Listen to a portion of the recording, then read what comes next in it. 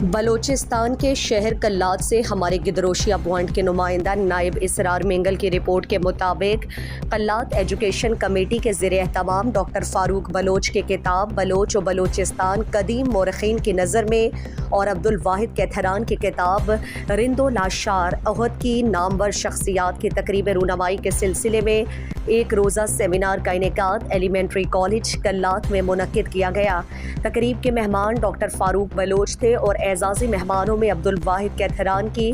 اور جبکہ صدارت ایلیمنٹری کالج کے پرنسپل ثناء اللہ ثنا نے کیا۔ سیمینار میں دونوں کتابوں پر کلات کے ادیب دانشور جن میں محمد حنیف کلاتی، یوسف عجب،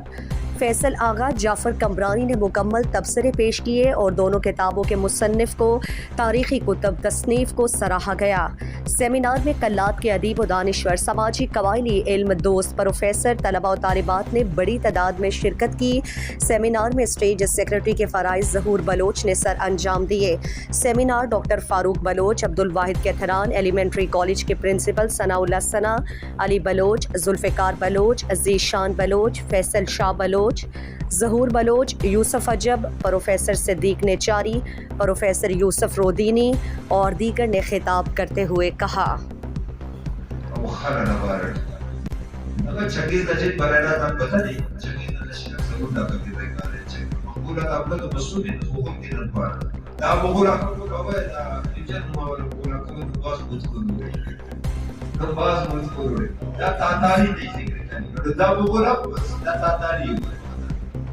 دا موجود ہے کہ تو پرستی